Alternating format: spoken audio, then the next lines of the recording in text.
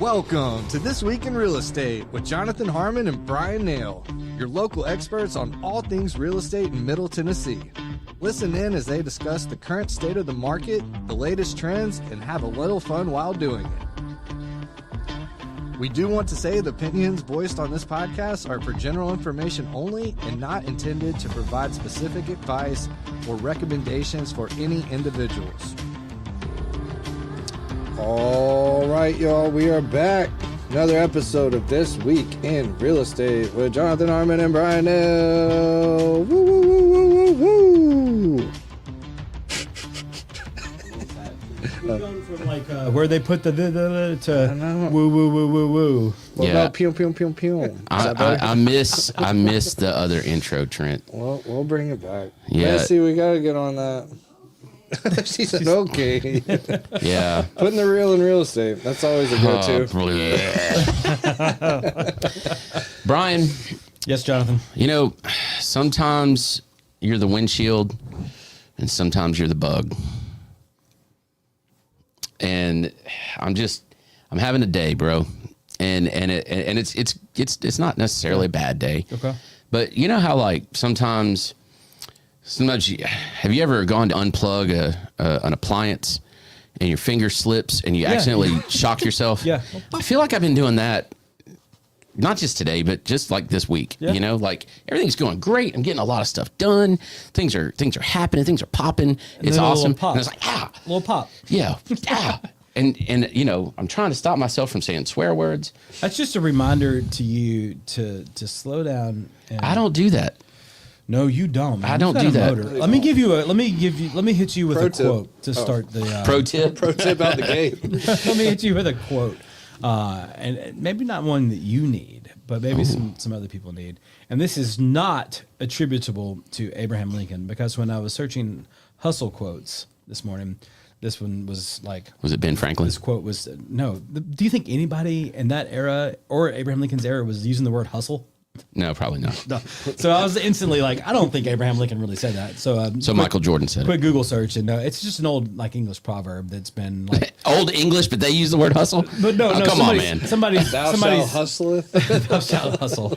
This is the message version. You know what? I should totally like in my brain if I could think on the fly, say it old English style. But anyway, a lot of build up for this now at this point. Yeah, I hope it. This quote better not suck. I hope it delivers. It's good things come to those who wait, but only the things left by those who hustle. Ooh. That's a bar. Not Abraham Lincoln. Somebody made a meme in like 2019 and put Abraham Lincoln on it, and everybody's like, Abraham Lincoln said that, he was so wise. No, Abraham Lincoln might have said something similar, but he didn't say. On the meme, did it have him in his top hat with those little glasses and a doobie sticking out of his mouth? With the lines and the glasses. Yeah. I love that. The gangster thing. I love that. Thank you, Abe. We appreciate you, even if you didn't say that. So one more time, good things come to those who wait, but only the things left behind by those who hustle. Yeah. Well, that's the show. Hey, good show, guys. We did it. Pro tip. Yeah, that's good stuff. So, man, we've had an incredible week at Cedar Glade. Real estate's done well for me personally over the last few days, few weeks. You know, activities entering. Purely anecdote, right? Yeah. Like the numbers, the actual statistical numbers for the market do not show this. Okay, quite the opposite. But you know, we've got activity happening. I've got this one listing in Smyrna, 311 Maple. Look it up. Really super cool house. I could do an entire show on what happened with that deal when it fell through. Yeah. Let's just say this: be very careful about the people that you trust to give you advice. Yeah. Okay. And ask yourself, what's their motivation for the advice they're giving? That's one. And then two, what do they gain out of giving you that advice? And then three, are they actually qualified to give you the specific advice that they're giving you? Interesting. And what are those qualifications? Like vet them out a little bit. Yeah. Right. So anyway, It sounds like maybe we should. That's a good foreshadowing for a pro tip later in the show. Yeah, maybe we can stretch that out a little maybe bit. dive into that a little bit more. I like that. We came into this week a little unprepared, so that's a good thing for us. Just kind of like Trent, remember that. Okay. We got a headline here in the interest rate world, and yesterday marked the end of a 9-day streak of rates and mortgage rates going lower. So for like each day? Yeah. So for 9 days, rates fell. Oh, right. No, go ahead. Keep going. Something about the wind outside? No. Okay. Carry on. So for 9 days, interest rates fell, and yesterday marked into that. So they bounced back a little bit. Okay, I was going to say, mark the end of it means that they went up. They went up a little. In fact, I had a realtor towards the end of the day, and it didn't happen like all day long. It was like in the afternoon, the trading session kind of moved back the other direction. And so a real estate agent asked me towards the end of the day if rates had improved. I was like, actually, they kind of snapped today, but they were still. This is to me the headline.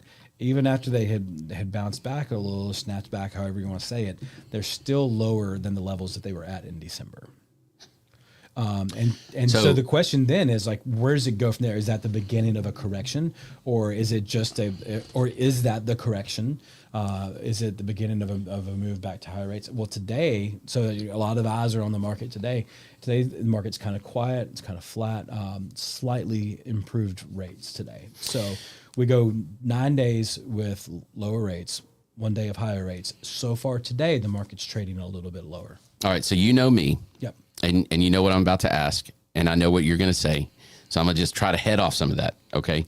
We're going to try to sum this up. Over that 9-day span, okay, if I am a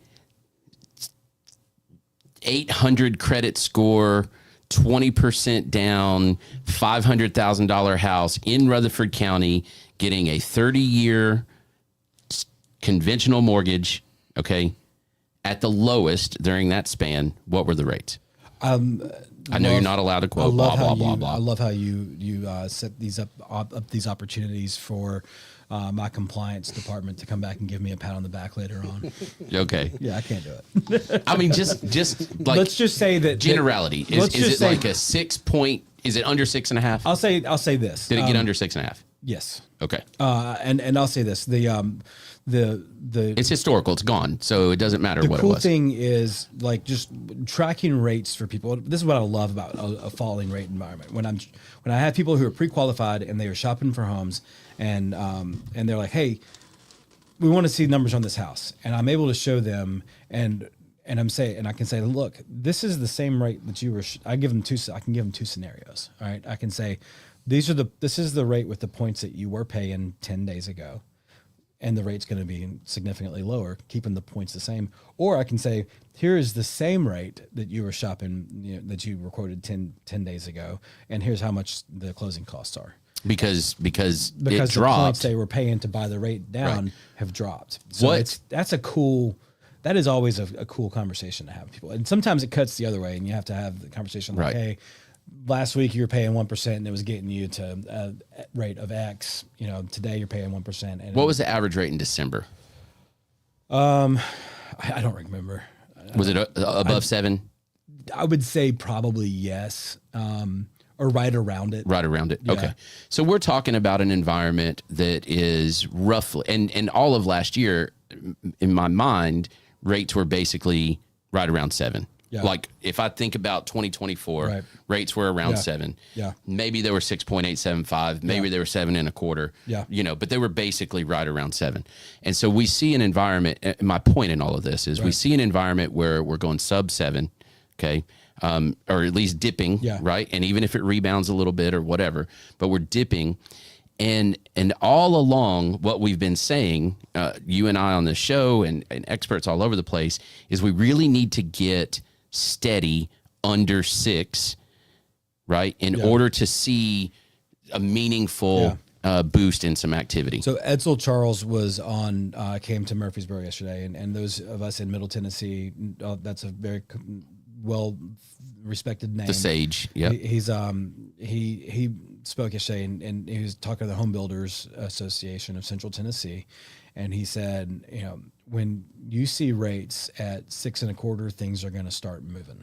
when you see them get to when they get to 6 or right below 6, it's going to take off. And his advice to these home builders was like, you don't want to.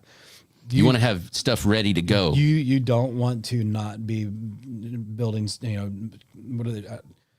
You want to be starting houses now, so that when that happens, if that happens, that you're ready to go. That's it. That was his advice to the room. And he's like, you guys won't do it. You're looking at what's happening right now. He said the same thing last year. You're not going to do it, but that's what you should be doing.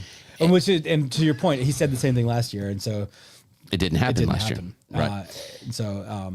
If you look at what National Mortgage Bankers Association and Fannie Mae are both projecting for the year, it's to end the year at about 6.5%. So if that's where we end the year, there's going to be periods of time in this year where it's a little bit lower than that, and there's going to be periods of time in this year where it's a little bit higher than that. But at the end of the year, that's where they think the things will be. Does demand traditional normal economics? I taught high school economics, right? Sure. Yeah. Does the demand for loans drive rates down generally?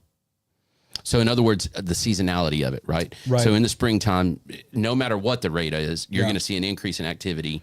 Yeah, I would say that you could make a case for that because as lenders start to sense that maybe seasonality is back, they don't want to miss any pieces of the pie, and so they may. But I mean, but it's not really them that dictates. Well, they can control what their margins are, right? So like they can tighten their margin a little bit to get a bigger piece of it in the spring and the summer months. But man, to grab market share at the cost of profitability, a little bit. But there's not a whole lot of margin, and there hasn't been for 2.5 years, to begin with. So there's not so much. There's not much there that they can trim off to pass some savings on to consumers. So I would venture to say probably not a whole lot, maybe minimally. Okay. And then, I had another good follow-up question for you in that seasonality, margin, subs. I don't know. It's gone. I'll have to come back to you. Maybe that can be a shiny penny or something like that. Shiny penny, Jonathan. Remember what he was going to say. Got it. This is real? I don't know. Do we?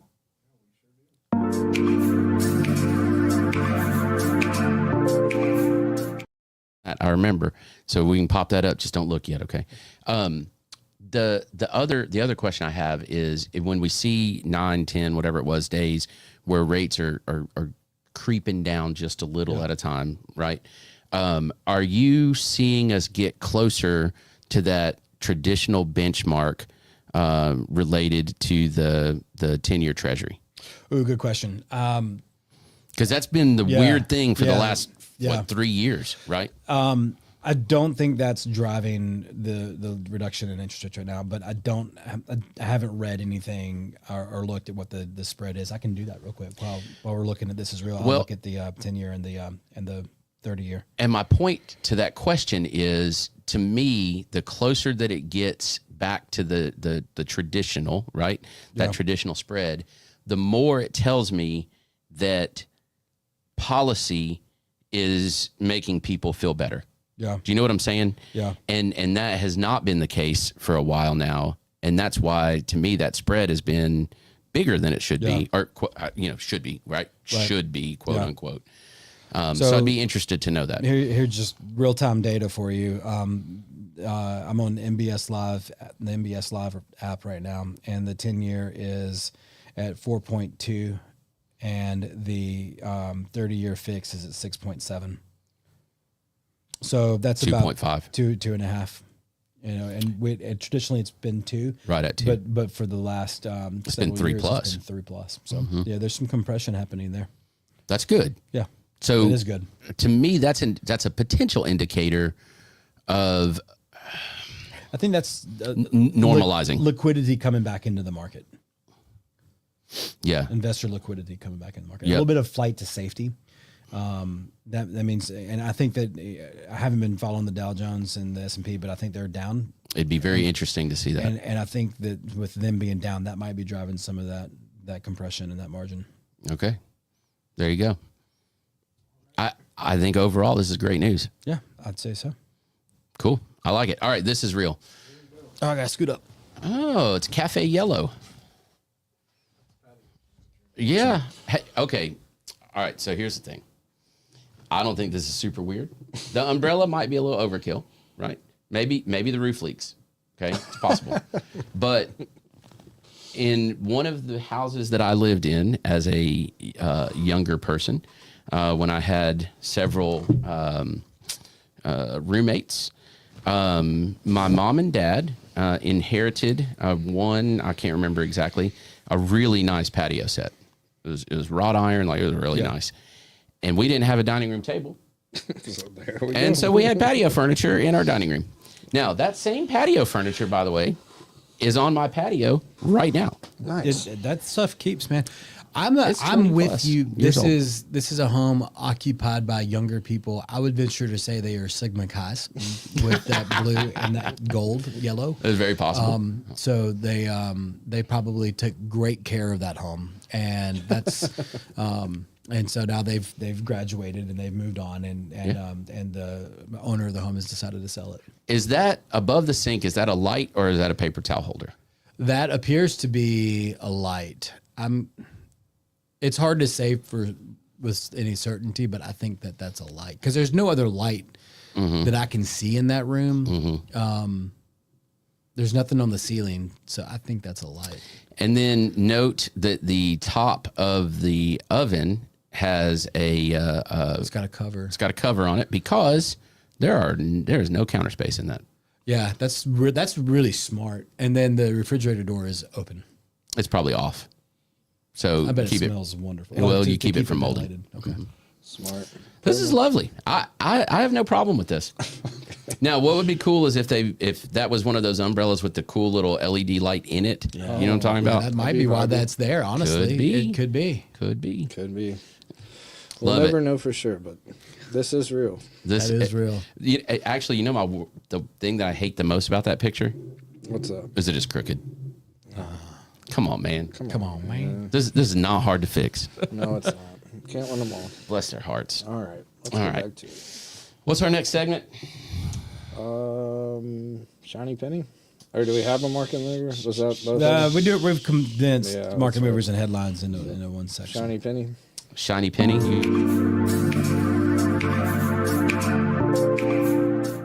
Back to you. Dead air. I told you we didn't prep. Dead air. Shiny penny. I'll say the Trent's coming through. The Mardi Gras. The Mardi Gras part. We got to keep this real estate focused. Oh, sure. Mardi Gras was awesome. It was. I give you shiny. I got a shiny penny. It is the season, man. I'm getting more activity. My phone is ringing more file starts. We joked earlier this week about the quality of some of those starts. But man, just the fact that people are saying, "Hey, I want to buy a house. Hey, I'm interested in where things are." That's a shiny penny for anybody that's in this business. It's a shiny penny for anybody who has a home to sell. There are buyers who are entering and interested in entering the market. So we are gearing up for that busy spring, summer season. And if you're an industry professional, now is the time to be like Abraham Lincoln and hustle. And I'm a add on to that, and I'm talking to my real estate agent friends, and I'm talking to my mortgage lender friends. Okay, you still need to understand that the incubation and nurture period is going to be significantly longer than it was. Yeah. If you got in the market when everybody got in the market, or if you got into the industry rather, when everybody did from 17 to 22, in that time frame, your incubation period, your nurture period was like it was like a microwave. It was like go time. As soon as you, And that is not the case. Yeah. So I implore you, I beg you, take the time, educate your prospects, right? Nurture them, spend some time, help them feel good about what they're doing, right? It is the best time to buy real estate is yesterday. The second best time is today. Yeah. Okay, period. But you have to your point, the incubation period. It used to be, for a couple of years there, like the reason it was go time as soon as somebody expressed interest was because it might take 6 months to get them under contract. It might take 3 months for them to and they got to sell their get an offer firstborn, accepted. and they've got to and now home buyers are like, you know what, the market's time is on my side here. I don't have to rush this. My advice to buyers would be, that being the case, go ahead and start the process of your pre-qualification. Now can we transition to pro tip? Let's go ahead. I got one. All right, pro tip.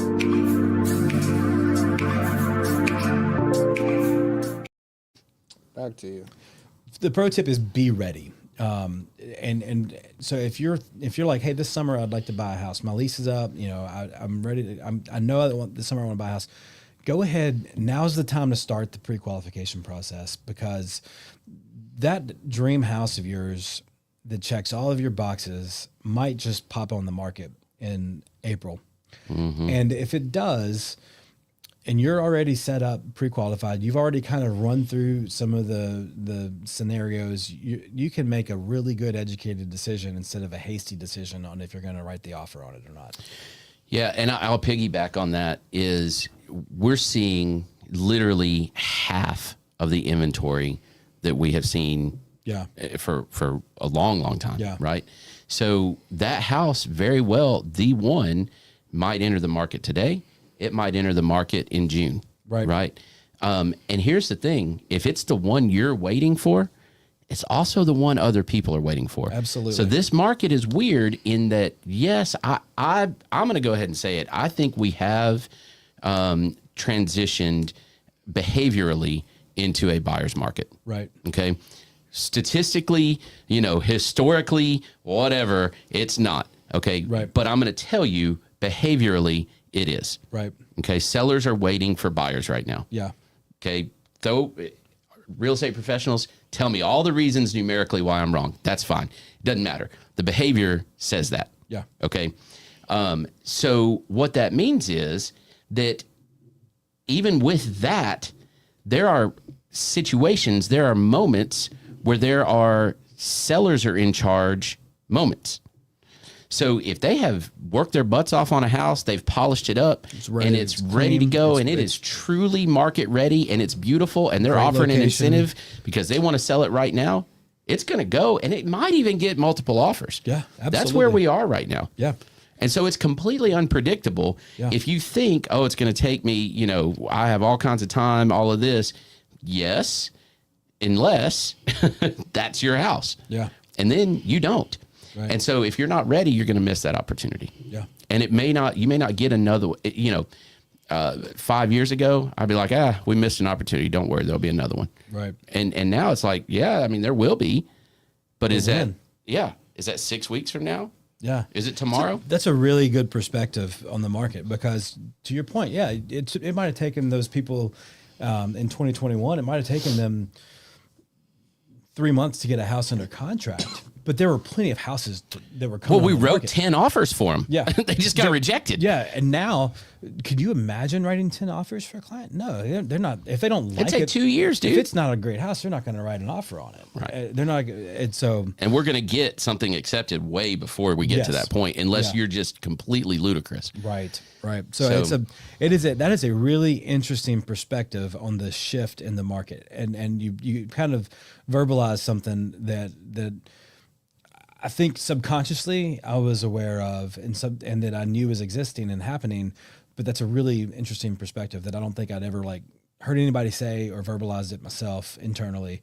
And that's that, the way that the market has turned. Yes, it was difficult in 2020 and 2021 because it was such a seller's market, but there was so much inventory. There were so many houses coming on the market. It was happening. There was going to be a next house. That one didn't work out. Don't worry.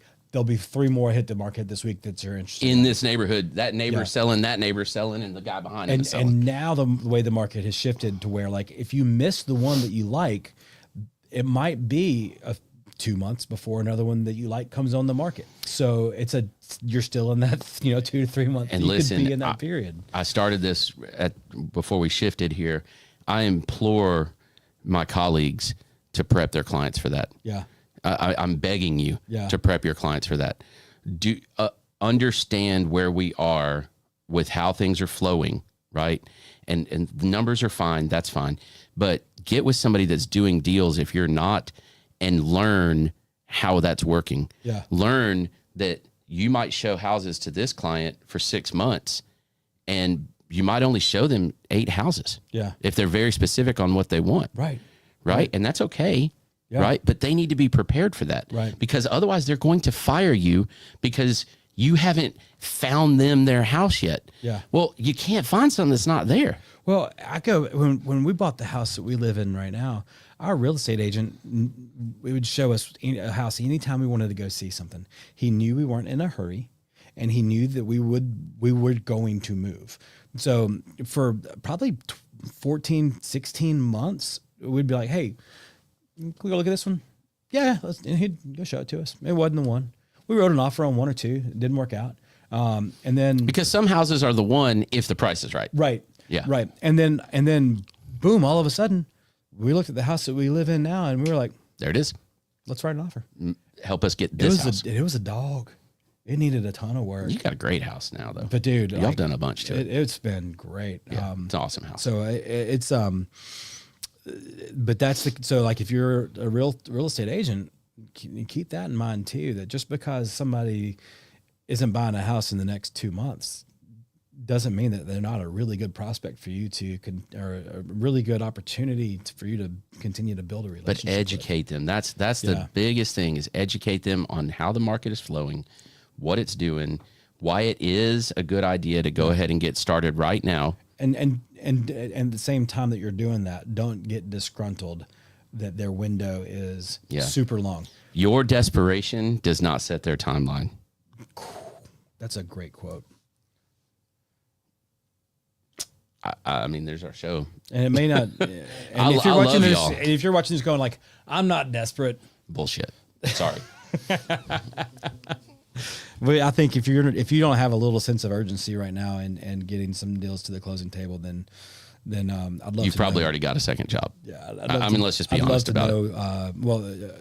Or you're like some of the people that I work with that are just grinding and hustling, and they have plenty still on the table. I'm going to say that's less than 5% of my colleagues. Those hustlers, I'll be honest with you. Those hustlers are out there. They are grinding, and they're leaving the crumbs to those who aren't.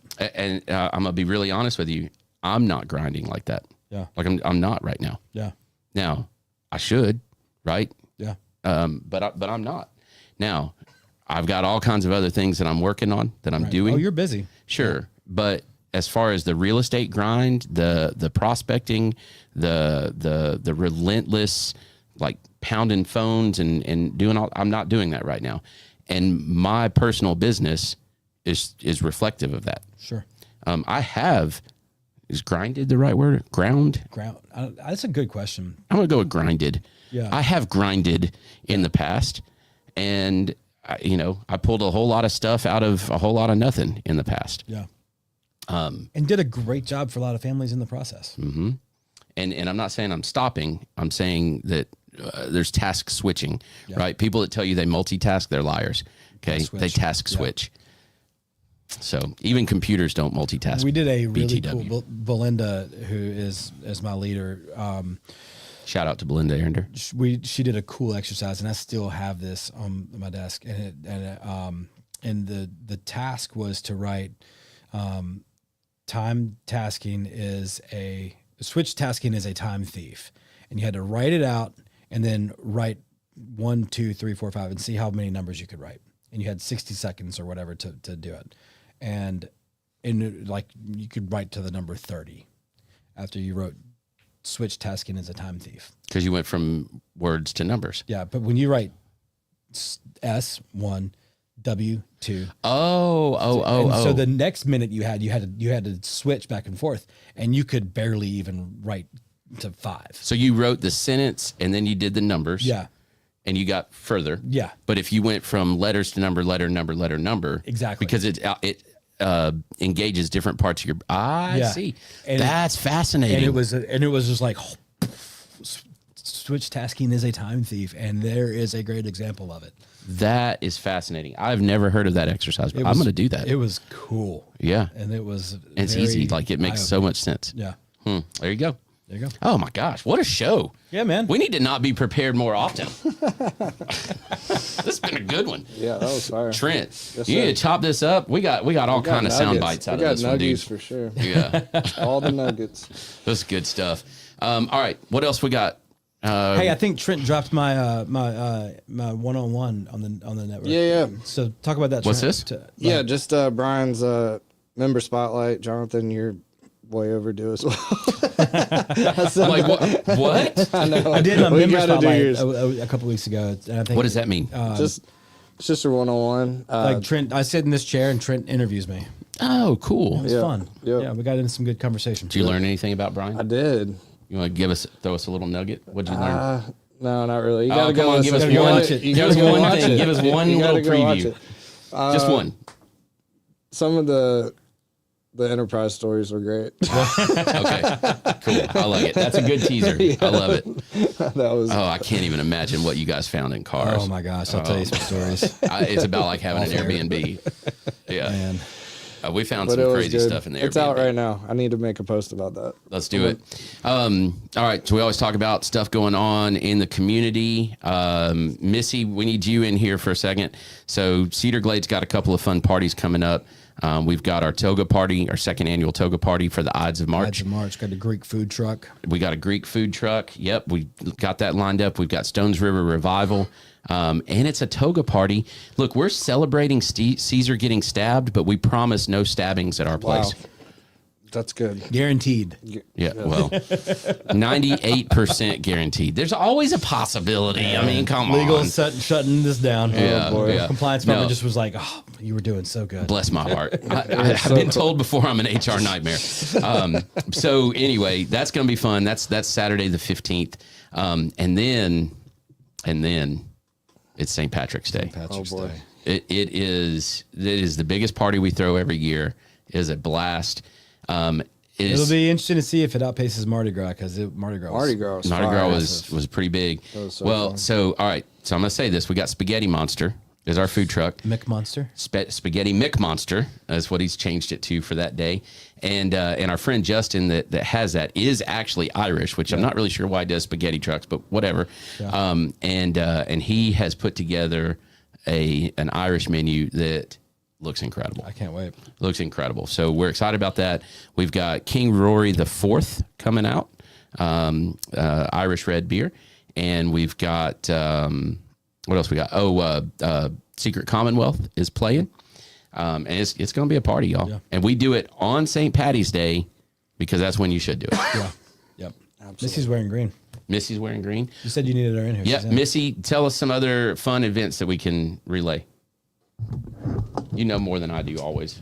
So, because of the weather in February, the Kaimari House Smoke and Barrel got canceled, or they didn't get canceled, it got moved. So it's this month, March 20th. It's still a Thursday night. It's still at Copper Ridge. It is to benefit Kaimari House, which does amazing things for the kids in our area. What a great organization. Emily knocks it out of the water with her events. Smoking Barrel means some bourbon tastings and some cigars. So don't miss out. Get on that March 20th. It's going to be good stuff. Okay. Awesome. Very good. Cool. Yeah. Nail, We did it. Good show. Good times. can Thank y'all say that for we watching. nailed it. Great, Appreciate it. Great oldies. Sorry. Oh boy. Off.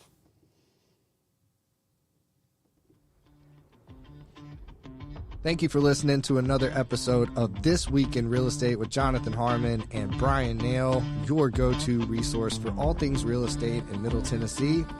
Be sure to like, share, follow, subscribe, and leave us a 5-star review. We will see y'all on the next one. Now for the nitty-gritty. Premise Mortgage Company is a subsidiary of Premise Bank, a member FDIC. Premise Mortgage NMLS number 1894879, BK number 1042893, ML number 1894879. As always, all loans are subject to credit approval and product guidelines. Equal housing lender.